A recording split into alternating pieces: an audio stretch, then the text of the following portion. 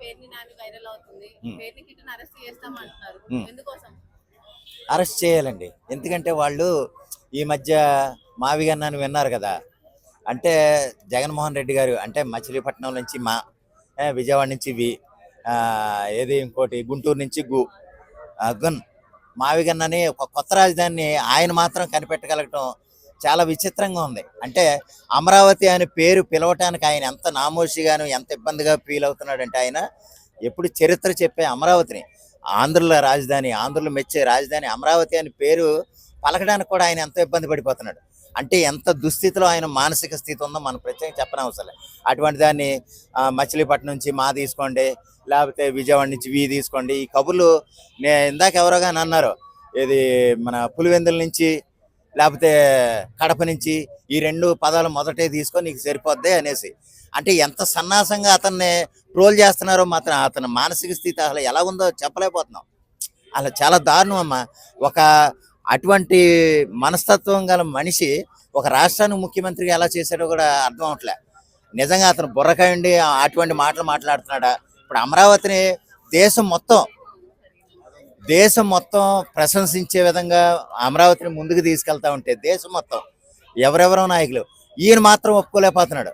దాని తగ్గట్టుగా నేను అమరావతిలో నేను ఇక్కడే కొనుక్కున్నాను, ఇది 30,000 ఏం సరిపోద్ది, 35,000 ఎకరాలు కావాలి అని నానా వాగుడు వాగి మళ్ళీ రాగానే 3 రాజధానులని సర్వనాశనం చేసి రాజధాని లేకుండా చేసి ఎంత ఆంధ్రప్రదేశ్ దిగజారు చేశాడో కరెక్టే. ఈ సందర్భంలో వచ్చిన మాటలు ఏంటంటే ఇవి 1 by 1 ఒకటి తర్వాత ఒకటి వచ్చేయటమే. ఇప్పుడు పేరు నాని వారానికి ఒకసారి మాట్లాడతాడు. పేరు నాని వారసుడికి ఎవరు రావాలి? పేరుని కిట్టు రావాలి. పేరుని కిట్టు రావాలంటే వీడు ఎలాగ ముసలోడు అయిపోతున్నాడు కదా. పేరు నాని నెమ్మదిగా ఏమన్నా తర్వాత అయిపోతే గట్రా లైమ్ లైట్లో తీసుకొద్దాం, ఆ విధంగా రాజకీయ వారసుడికి ఏమన్నా ఎదుగుతాడేమోనని కాసేపు ఇంట్లో ఇచ్చి ఆ మార్గంలో తీసుకొస్తున్నారు. ఆడేం మాట్లాడతాడు ఈడేం మాట్లాడుతున్నాడో జనాలకు తెలుసు, జనాలు చూస్తున్నారు.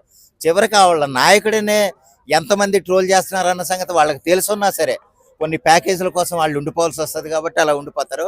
వాళ్ళు ఏం మాట్లాడినా క్రెడిబిలిటీ ఉండదమ్మా. ఎందుకంటే సమాజానికి లేదా రాష్ట్రానికి ఉపయోగపడే మాటలు మాట్లాడితే దానికి ఒక విలువ ఉంటుంది. అమ్మ వీడు బాగానే మాట్లాడుతున్నాడు అని అనుకుంటారు. కేవలం వాళ్ళ శ్రేణులకి నచ్చజెప్పే విధంగా మాటలు మాట్లాడటమే, జనాలు అవసరం లేదు అనే విధంగా వాళ్ళ మాటలు ఉంటే ఏంటంటే రేపో మాపు అరెస్ట్ చేసి ఈడ్స్కి తీసుకెళ్తారు. అది అప్పుడు వాళ్ళకి తెలుస్తుంది.